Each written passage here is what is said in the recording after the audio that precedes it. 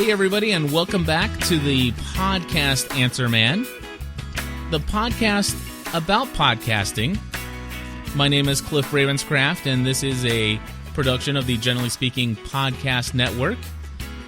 And I'm excited to come before you this evening and bring to you a conversation that I'm ready to have with another one of my favorite podcasters out on the web, and definitely by far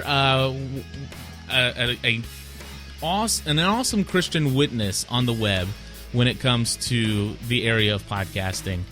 And so without any further delay, let me go ahead and introduce to you who we're going to be having a conversation with this evening.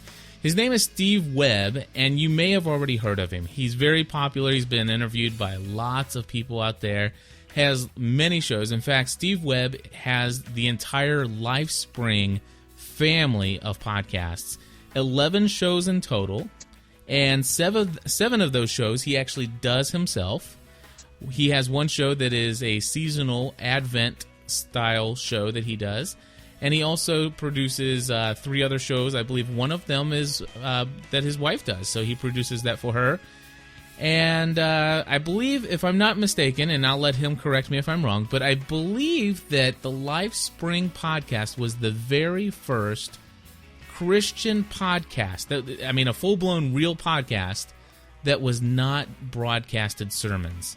Did I get that right, Steve?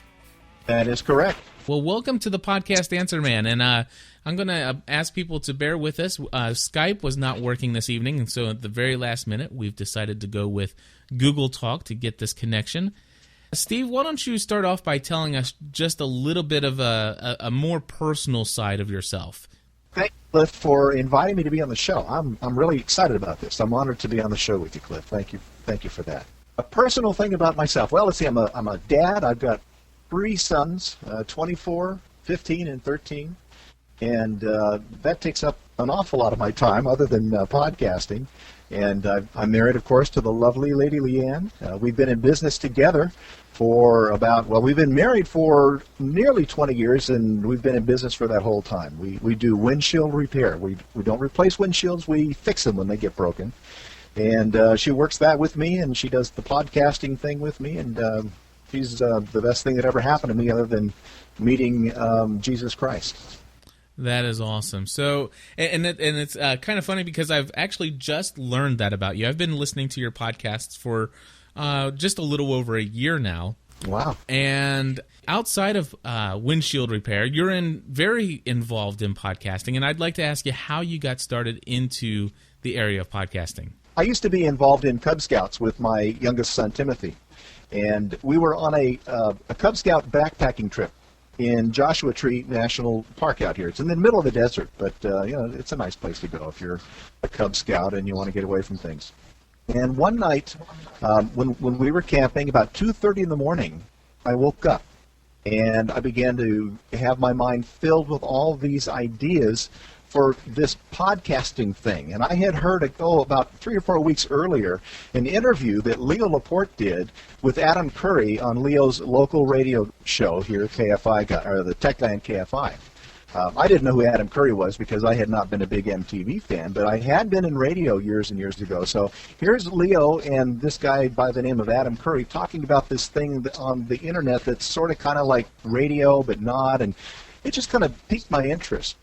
But I didn't think too much about it until this night that it was God that woke me up at 2:30 in the morning. The reason I say it was God that did it is because I don't wake up in the middle of the night. I'm the kind of guy that when I put my head down on the pillow, I am out until the next morning. And so God woke me up, and he began to fill my mind with the ideas for the Lifespring podcast and the format and everything else. And so really that's how I got into it, is I really feel as like God called me to do it. That's the short version. Here you are. You feel that God is calling you to enter into this field of podcasting. Now, when you launched your first show, how many people did you have listening to you?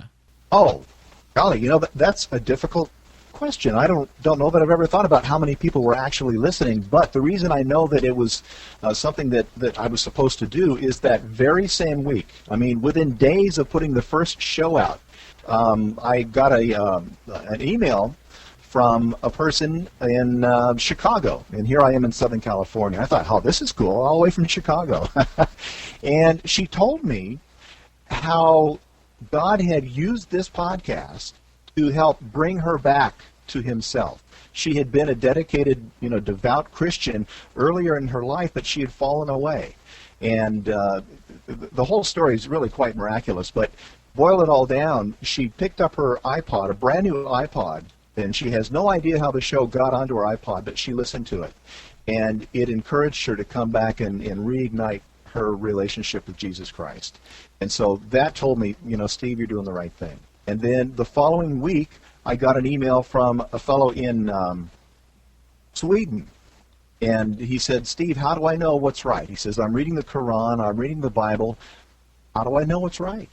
And so I spent the next 3 or 4 weeks talking about how or why I believe the Bible is the true Word of God. And long story short there, he became a Christian, and the last I heard from him, he's following Christ and growing in faith. And so, to me, it wasn't ever the numbers. I didn't really care about the numbers. It was just being faithful to the call that God put on my life. Right. And the main overarching thing that God told me is proclaim my name. And so everything that I do on the show is about proclaiming the name of Jesus Christ.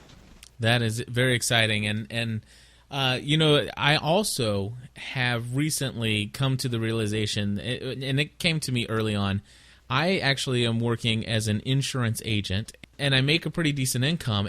When I got into podcasting, I found that I was spending a lot of time podcasting because this was really exciting.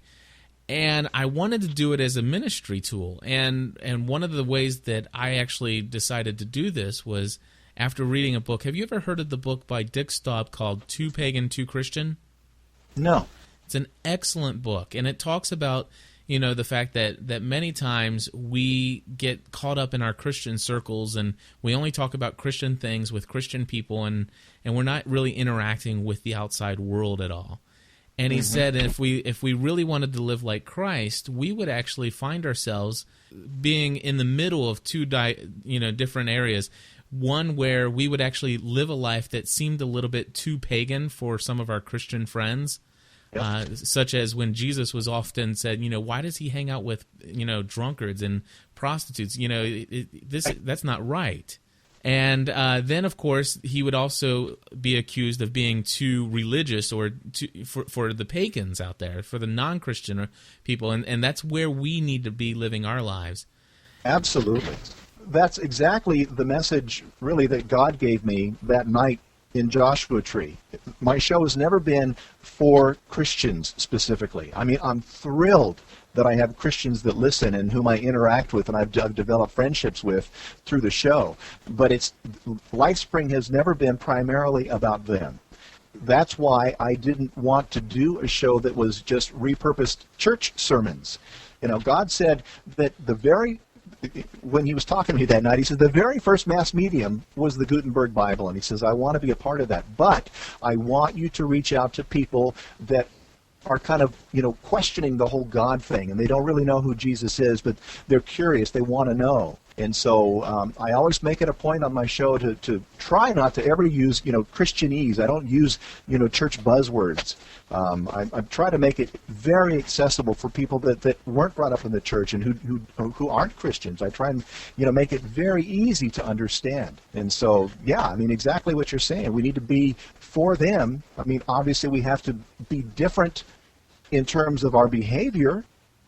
We shouldn't be out if we're, hanging with people that are overindulging in booze. We don't do that. But at the same time, we don't think that we're better than them and we're going to go hang with them. That's exactly it. And my desire was that, if I can establish some relationships with people and I live the life that I believe God wants me to live, then hopefully God will draw people to himself through that. Yep. And that is exactly where we found ourselves. So let me ask you, the reason why I asked about your numbers is because of the number of podcasts that you're doing.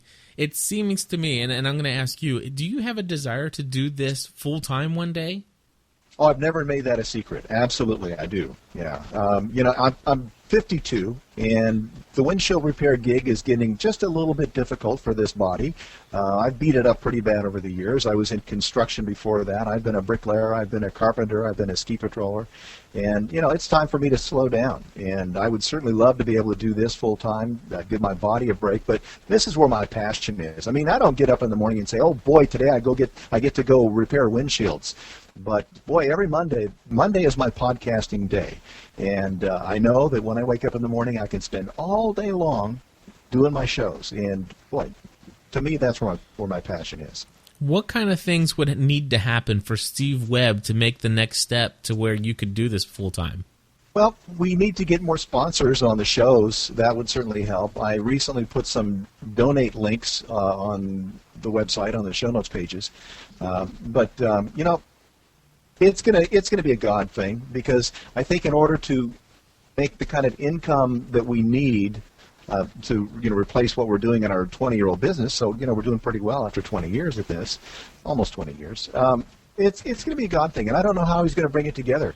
I think it'll probably be a combination of sponsors and maybe some commercial type sponsors, and then perhaps some good people that out of the goodness of their heart they want to support us. I don't know.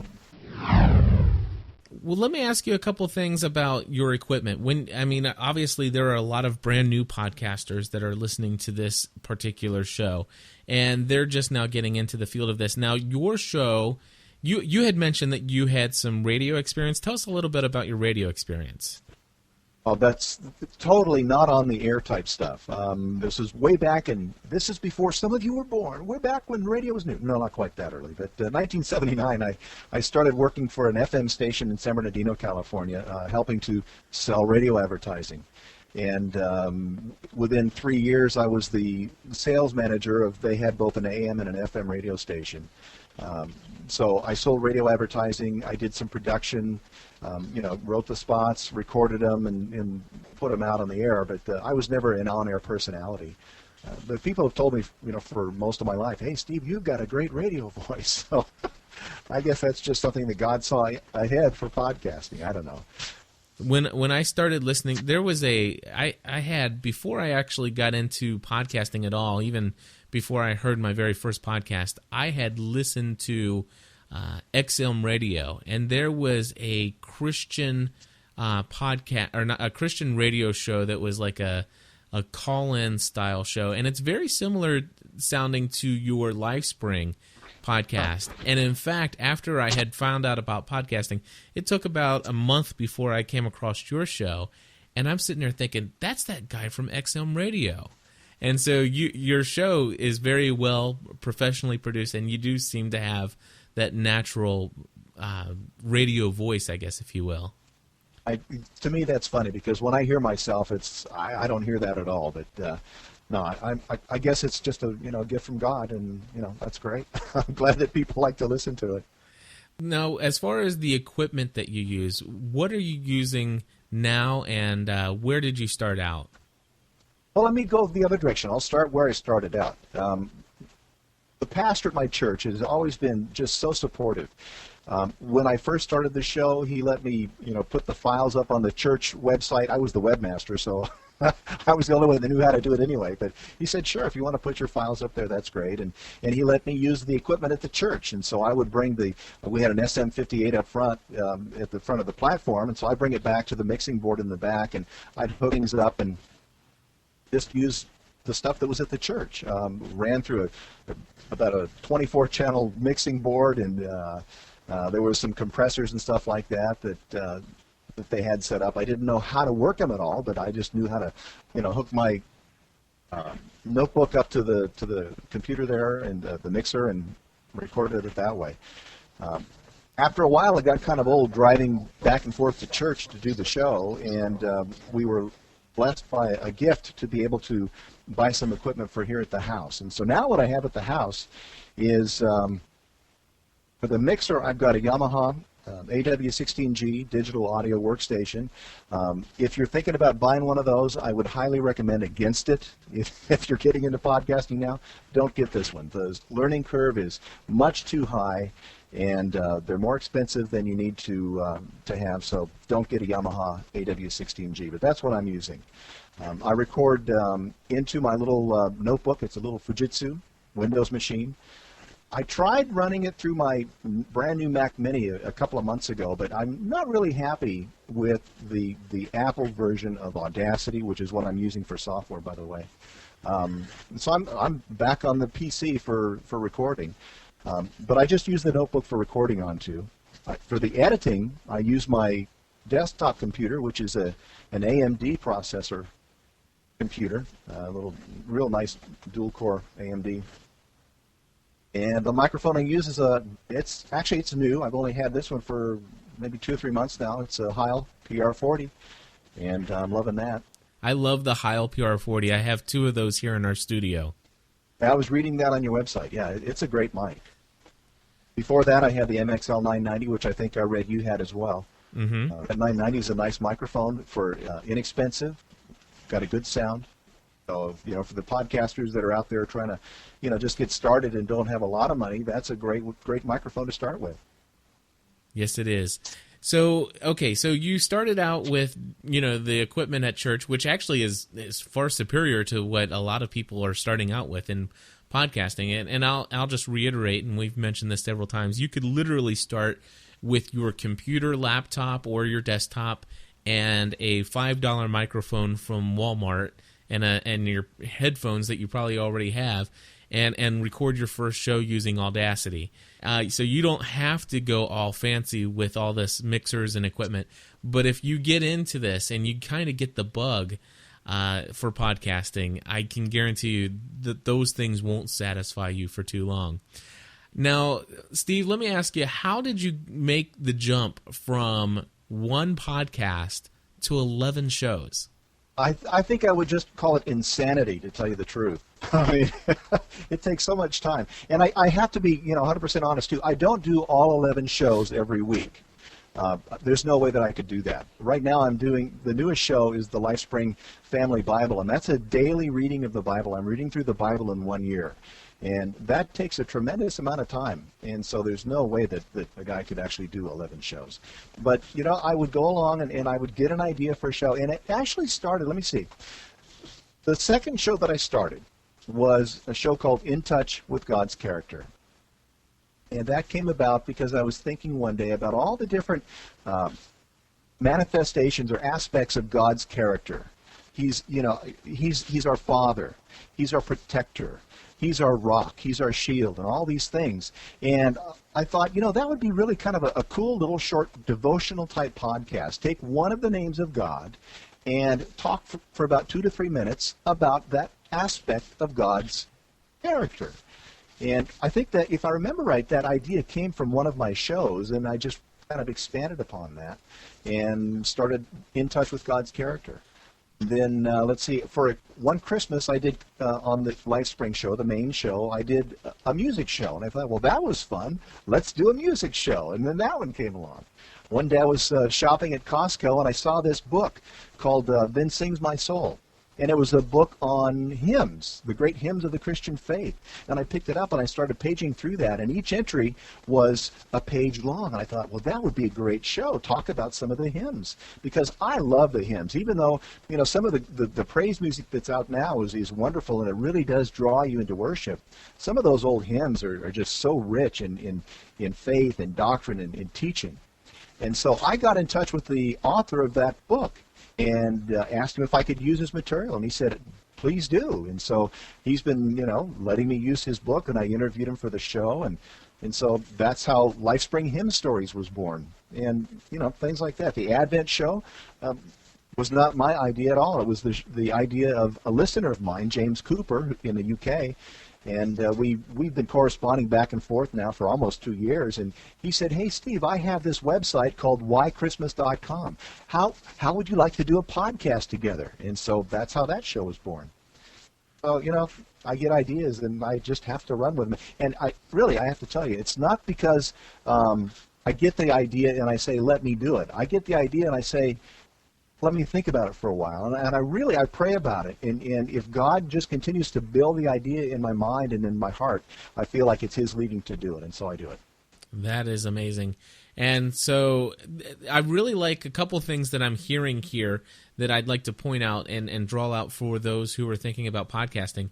Number one is that podcasting, and tell me if you agree with this, but number one is podcasting doesn't have to be, I have to contrive all kinds of pre-show ideas and literally spend 4 hours before I do my show. I can actually come before a microphone and hit record, and I could do something as simple as recording my daily journal of things that are going on. It can be as simple as something like you have said. You found a book that has short little entries.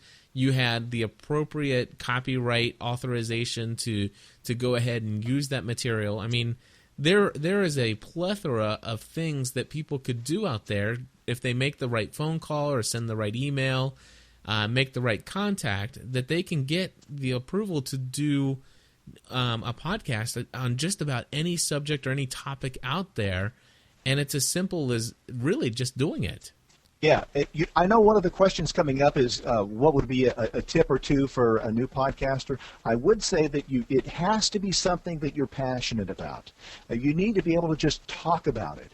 If it's something that is a grind for you to discuss, then you're probably not going to do very well. But if it's something that you're passionate about, that you're enthused about, that you love to do, then you're going to be able to probably have a very successful podcast. Absolutely. You have some great shows that showcase some Christian artists.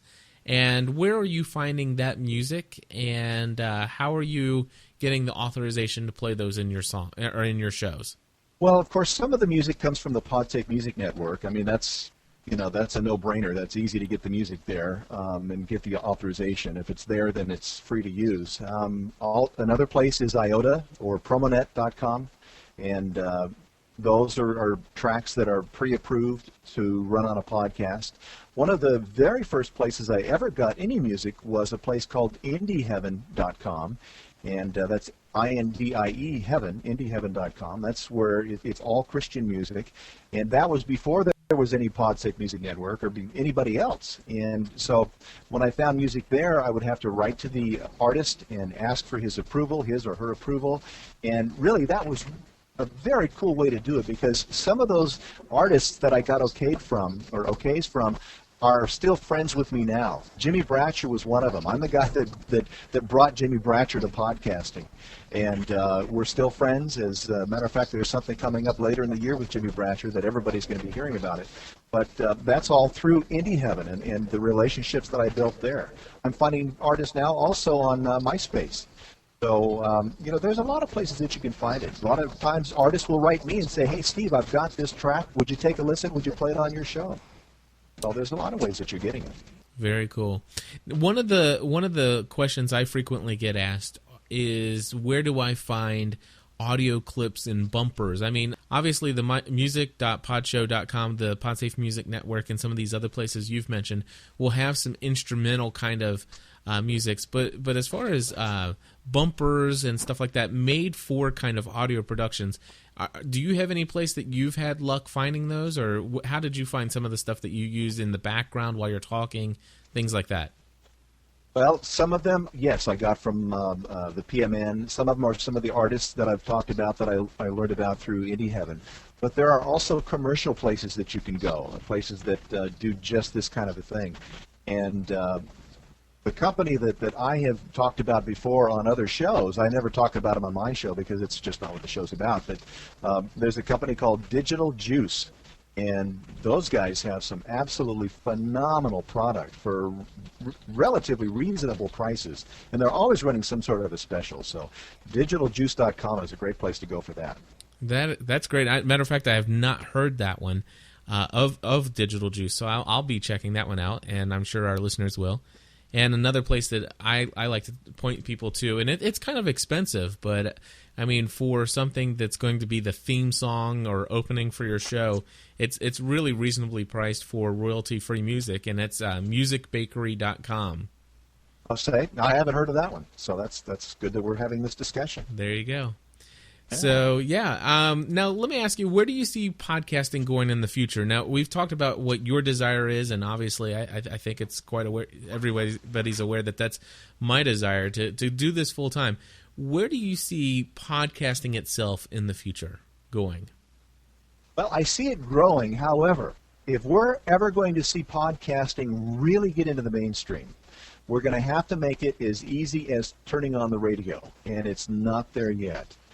When the hardware can get to the point where, a grandma doesn't really have to think about how she's getting this podcast, just that she wants to get it and she turns the radio on and she turns the dial or whatever, however they do it, it's going to have to get that easy before it really enters the mainstream. And so that really is the challenge that the hardware manufacturers have ahead of them. With the iPod, actually the new iPhone, the Apple iPhone, coming out with Wi-Fi support, but yet it being locked down, I was a little frustrated about that. And then, of course, you had the Microsoft Zune that was released this past year, and it's got Wi-Fi enabled, but yet there's no mention of podcast anywhere. And not only that, but the Wi-Fi can only be used to pretty much go and what does Leo Laporte call it? Squirt songs to back and forth. I really think we need a device that is wireless enabled and that will allow it to wirelessly check RSS feeds and directly download and stream from the internet. That would be beautiful. I was talking to Ron Plouffe one time. Ron does Griddle Cakes Radio. I don't know if you've listened to that one, but Griddle Cakes is an absolutely wonderful podcast. If you haven't listened to it, everybody go download Griddle Cakes. It's at griddlecakes.com. Anyway, Ron was talking one time about the fact that he wants to be able to drive his car into the garage at night and have his car download all of his podcasts for him from his wireless network so that when he takes off in the morning, he's all loaded up for his daily commute. And when it's that easy, then we're going to be somewhere. That's how easy it has to be. Now, what are some of the other podcasts that you find yourself listening to? Well, I like Griddle Cakes, like I said. I also listen to Bells in the Bat Free. That's John Bell. That's one that I don't think a lot of people know about yet, but it's another nothing but family-friendly type content. He does radio plays, as if you want to call it that. He does a lot of voices himself, but he has a staff of people or a cast of characters that he has on the show. He puts one of those out about every 2-3 weeks. Let's see, what else is there? Of course, when you ask now, my mind is drawing a blank, but I try. Oh, well, there's Bitterest Pill, Dan Class, of course. He's one of the founders of the art, so I listen to Dan as well. If it's family-friendly, I'm probably going to be listening to it. Well, I'll tell you, Steve, thank you very much for allowing me to have this much of your time on a Monday evening. And today's being your podcast day, I hope that you've got a full day of podcasting in, and we'll be looking forward to seeing some new shows in all of your feeds. And so with that, I'd like to ask if you could just tell our listeners how people can find 11 Lifespring podcasts out there. It's really easy. It's just lifespringpodcast.com or lifespringtv.com. I just purchased that one. So go to lifespringtv.com and you'll go to the place that has all the shows right on there on the splash page. It's been a lot of fun, Cliff. I really enjoyed the conversation. Thank you very much. Well, everybody, that's all we have here for this edition of the Podcast Answer Man. I want to again say thank you to Steve Webb for joining us from the Lifespring Podcast Network. Or actually not network, but the family of podcasts over at Lifespring. Check out his website, and if you do like what he has over there, send him a message, send him an email, just say, hey, I heard about you on the Podcast Answer Man, and you'll be glad you did. Well, that's all we have for this episode. We'll be back again soon with either another interview or another podcast about podcasting. Until then, you can find this and all of our other shows over at gspn.tv. This has been Cliff Ravenscraft. God bless you, and have a great week.